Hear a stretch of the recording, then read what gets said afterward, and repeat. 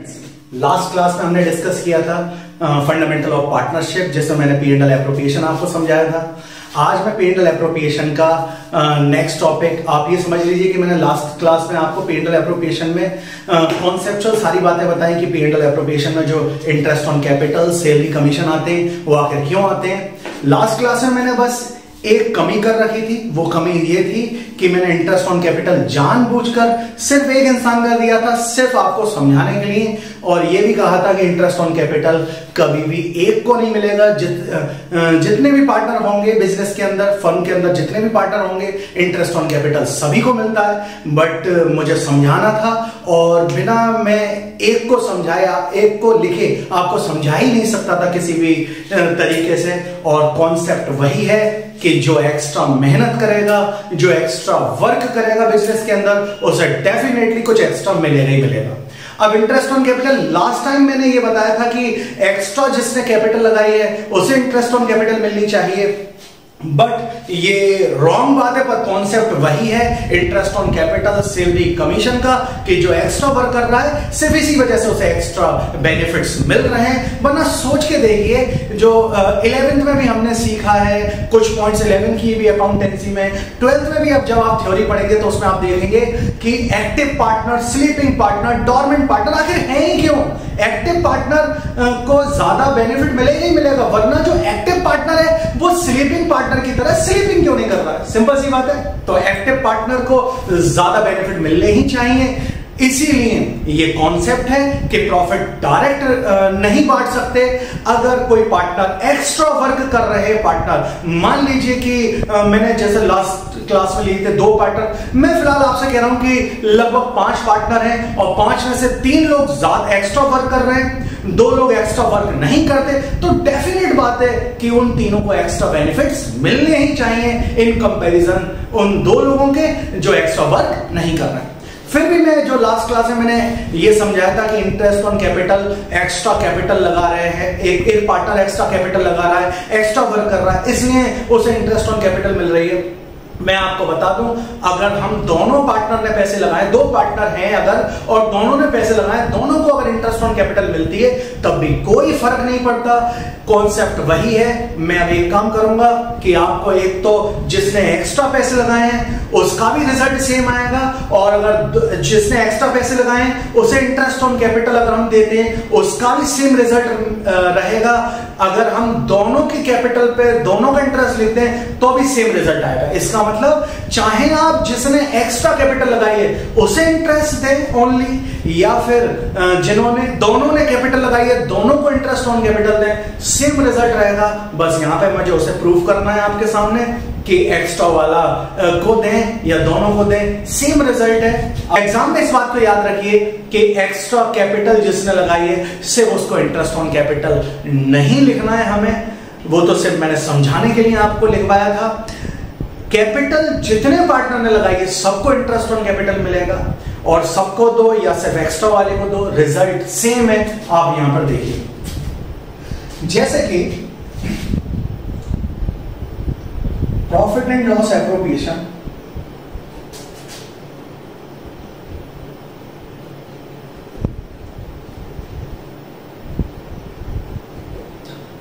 अगर मैं P&L appropriation account बनाऊं,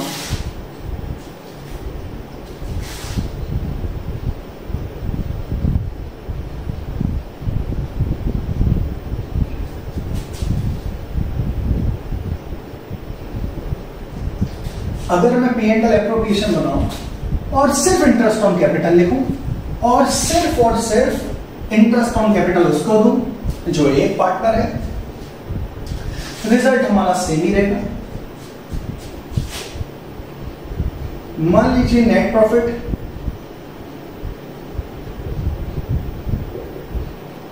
₹10 लाख जो मैंने लास्ट क्लास में लिया था, टू इंटरेस्ट ऑन कैपिटल, और मैं फिलहाल अमित ने एक्स्ट्रा पैसे लगाए थे। एग्जाम्पल भी मैं लिख देता हूं, आप ऐसे समझ लो, मैं यहां एग्जाम्पल लिख दे रहा हूं या यहां लिख देता हूं एग्जाम्पल। समझ लीजिए कि अमित ने कैपिटल जो लगाई है वो 10 लाख लगाई है, जबकि सुमित ने जो कैपिटल लगाई है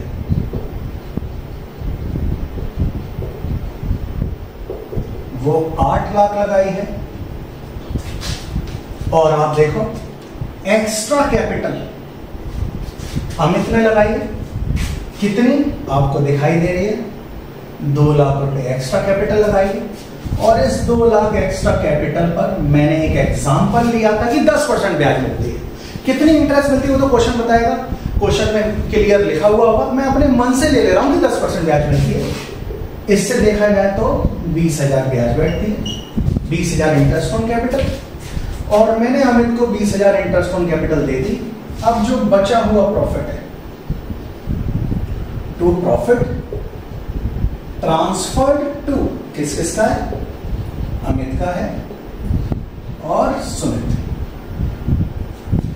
10 लाख में से 20,000 अगर मैंने दे दिए तो 9,80,000 बचते हैं।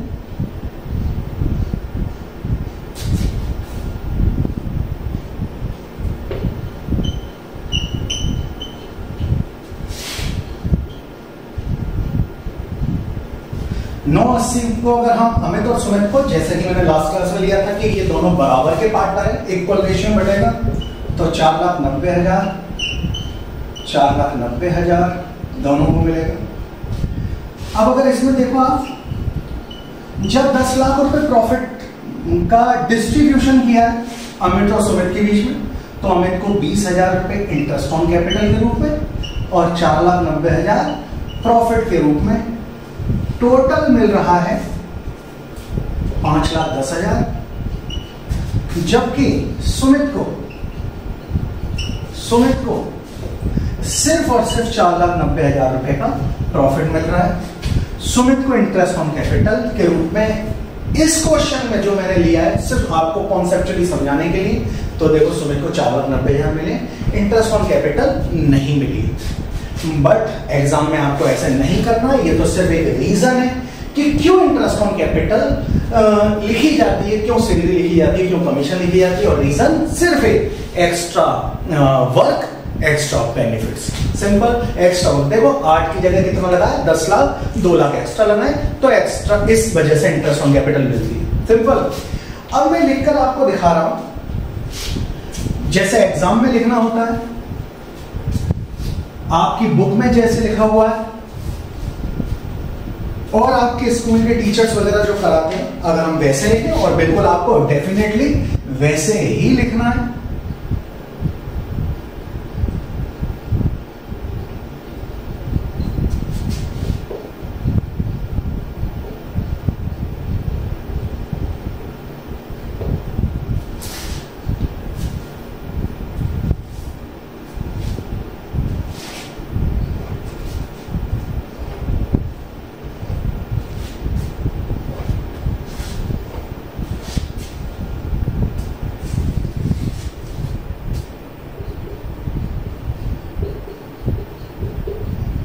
मान लीजिए कि मैं दोनों का इंटरेस्ट ऑन कैपिटल दूं, जैसा बुक्स में लिखा हुआ है, जैसा हमें एग्जाम में लिखना होता है, हमें ऐसे लिखना होता है, to interest on capital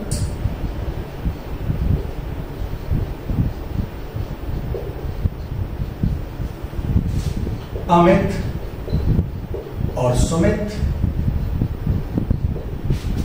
Amit ने 10 लाख रुपए लगाए, सुमित ने 8 लाख लगाए, दोनों को इंटरेस्ट ऑन कैपिटल मिलेगा। बिना ये देखे किसने ज्यादा लगाए, 10 लाख का 10% 1 लाख,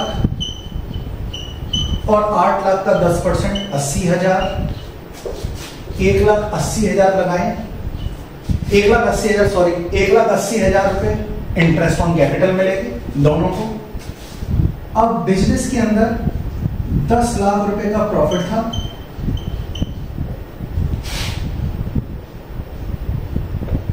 10 लाख रुपए का बिजनेस के अंदर प्रॉफिट था, उसमें से 1,80,000 रुपए तो बट गया है इंटरेस्ट ऑन कैपिटल के रूप में। बचा हुआ पैसा आप जानते हैं बिजनेस के अंदर तो रखा नहीं रहेगा, मालिकों का है, मालिकों को ही मिलेगा। 10 लाख में से एक 80 गए, इसका मतलब 8,20,000 रुपए।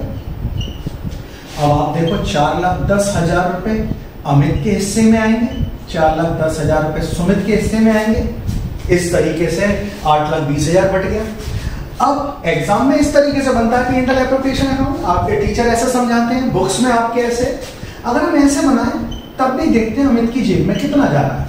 अमित की जेब में 1 लाख रुपए इंटरेस्ट के रूप में और 4,10,000 रुपए प्रॉफिट के रूप में, टोटल 5,10,000 रुपए पहुंच रहे। सिंपल, अमित की जेब में। अब सुमित की जेब में अगर हम देखें 80,000 इंटरेस्ट के रूप में, 4,10,000 प्रॉफिट के रूप में, और सुमित की जेब में पहुंच रहे हैं 4,90,000। अब आप जरा नजर मार के देखिए, अमित को 5,10,000 मिल रहे हैं और 4,90,000 मिल रहे हैं। ये बुक के हिसाब से है, स्कूल में भी आपको इसी तरीके से कराया गया और आपको एग्जाम में भी ऐसे ही करना है। ये बिल्कुल राइट है। 5,10,000 मिल रहे हैं, 4,90,000 मिल रहे हैं, दोनों को इंटरेस्ट दिए, और 5,10,000 यहां भी मिल रहे हैं और सुमित को 4,90,000 मिल रहे हैं। इसका मतलब रिजल्ट सेम है, चाहे आप ऐसे करें चाहे मेरी तरह करें, सेम है। बट मैं बार बार कह रहा हूं, एक इंसान को इंटरेस्ट नहीं देनी है, इंटरेस्ट दोनों को ही देनी है। पर इंटरेस्ट, रीजन क्या इंटरेस्ट आने का, तो रीजन सिंपल क्लियर है कि interest on capital, salary, commission, इन सब के एक ही रीजन है, extra work, extra benefits. Simple सी बात। तो देखो मैंने एक को लिखी थी तब भी रिजल्ट वही आया, दोनों की लिखी तब भी रिजल्ट वही है। अमित की जेब में 5,10 गए और उसके हिसाब से भी 5,10 गए, सुमित की जेब में 4,90 गए, उस हिसाब से भी 4,90 गए। ठीक है, तो आपको कैसा करना है ये, यानी कि इंटरेस्ट ऑन कैपिटल कैसे देनी है। जितने भी पार्टनर है सबने कैपिटल लगाई होगी और जिन जिन लोगों ने कैपिटल लगाई सबको इंटरेस्ट ऑन कैपिटल मिलेगी। सिंपल ये था। अब मैं नेक्स्ट क्लास में आपसे डिस्कस करूंगा इंटरेस्ट ऑन ड्राइंग का पॉइंट,